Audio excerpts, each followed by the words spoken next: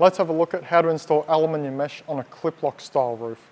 So we're going to be using these saddles today. There are other installations which just use screws, so check that your profile fits the saddles. Just check our tool or give us a call.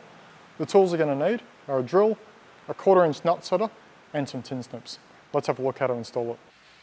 First, we're going to roll out the mesh. This is going to give us a nice flat section of mesh to work with.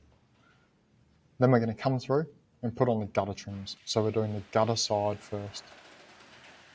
We're going to tack in the first screw, press it down the trim so it's nice and flat, and then we're going to come and put in the last screw in that gutter trim. Then we're going to put in these middle couple to finish that piece off. Go through, do that straight of the roof is probably the easiest thing to do, and you'll see here we've gone through and done a run on the gutter side. Next, squishing the mesh a little bit here. That's going to really help the water to flow through the mesh super effectively as it's coming down the roof, because the water's got to change direction.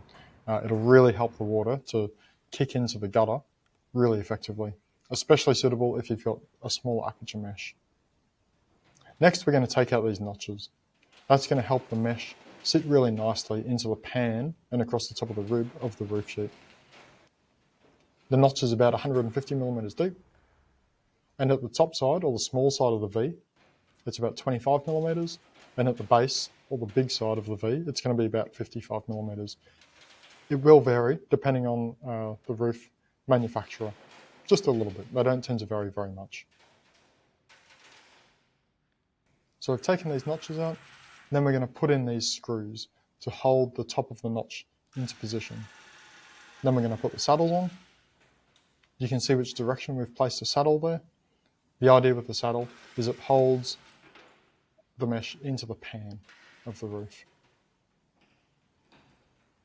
Now we've cut our notches a little bit shorter here than usual. You can see we've probably only gone about 120 millimeters, 110.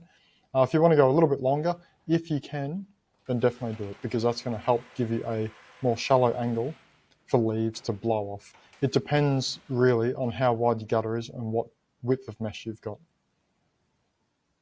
And there's the finished installation. You can see it's looking super neat. It's pretty straightforward to install, and that's how you install aluminium mesh onto a Klip-Lok roof.